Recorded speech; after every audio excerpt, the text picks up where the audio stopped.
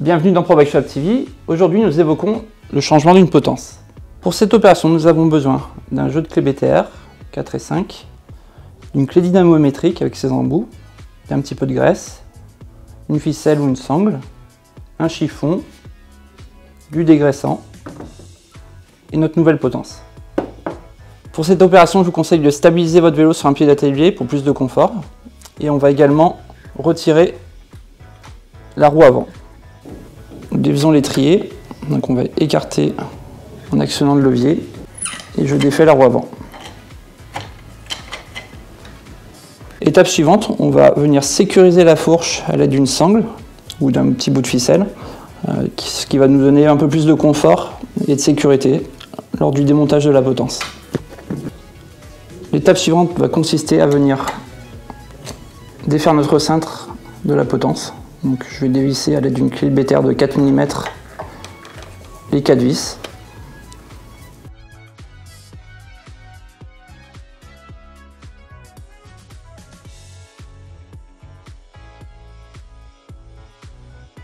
Je vais ensuite défaire le capot de potence à l'aide d'une clé BTR de 5 mm.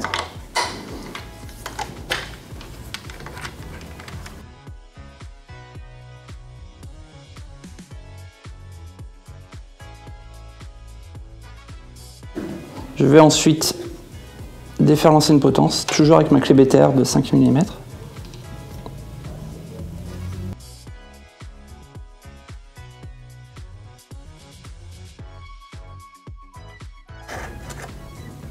Comme ceci.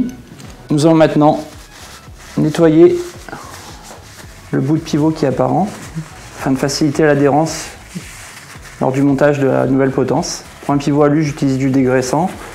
Pivot carbone, j'utilise un chiffon sec.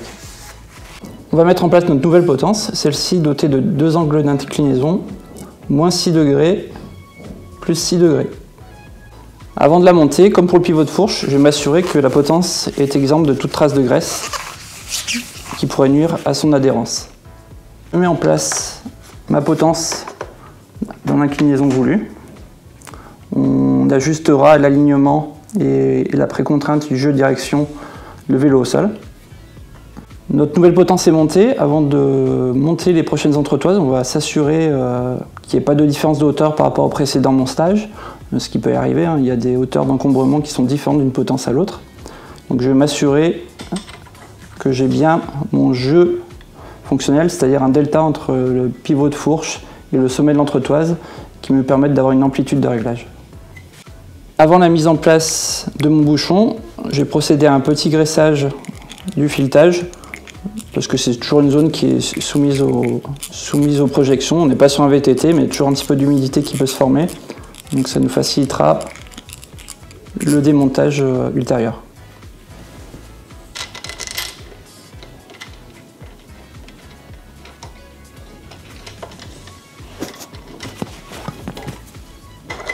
Je vais maintenant enlever le capot de ma nouvelle potence, donc tout simplement défaire les 4 vis afin de pouvoir insérer notre cintre. Nous allons procéder au montage de notre cintre. On va s'assurer que les surfaces de contact soient toujours exemptes de graisse, toujours pour faciliter l'adhérence de la potence. Sur certains modèles de potence sont livrés avec une graisse, c'est une sorte de pâte adhérente, donc avec des micro-billes qui permettent de favoriser l'adhérence et de limiter donc les couples de serrage. Je mets en place mon cintre, comme ceci, et je viens serrer mes vis.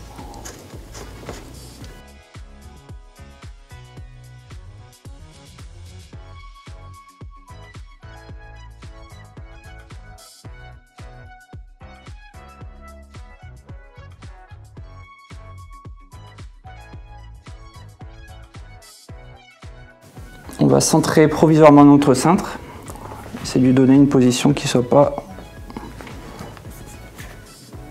incohérente et on ajustera plus finement le vélo au sol. Je peux maintenant enlever ma ficelle ou ma sangle qui sécurisait la fourche sur le cadre et nous allons procéder maintenant au remontage de la roue avant. Donc, comme ceci. et je referme mon étrier de frein. On va procéder maintenant à l'ajustement au sol du vélo. Donc je le défais du pied d'atelier.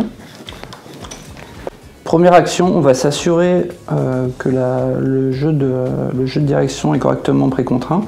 Donc pour cela, je vais éliminer le jeu en s'assurant que bien sûr que nos vis de potence soient desserrées préalablement. Je vais venir éliminer le jeu en contraignant. Donc on va venir un petit peu l'écraser. Donc l'idée c'est d'avoir une direction très libre et sans jeu. Donc l'idée pour voir le jeu c'est de mettre... La bonne pratique c'est de mettre sa main à ce niveau-là. Et on va essayer de faire bouger le vélo d'avant en arrière. Donc là j'ai un petit peu de jeu. Je vais précontraindre encore un petit peu. Et l'idée c'est de trouver la juste limite. C'est-à-dire que dès que le jeu a disparu et qu'on a une bonne fluidité de roue, c'est pas la peine de serrer plus.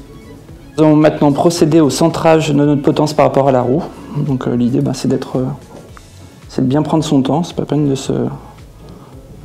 se presser et de s'assurer du bon alignement de façon visuelle. Une fois mon alignement trouvé, je vais venir serrer en quinconce mes vis de potence, donc toujours en quinconce, et finaliser son serrage.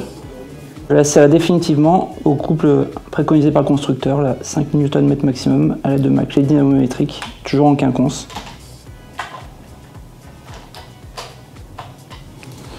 Même de l'autre côté.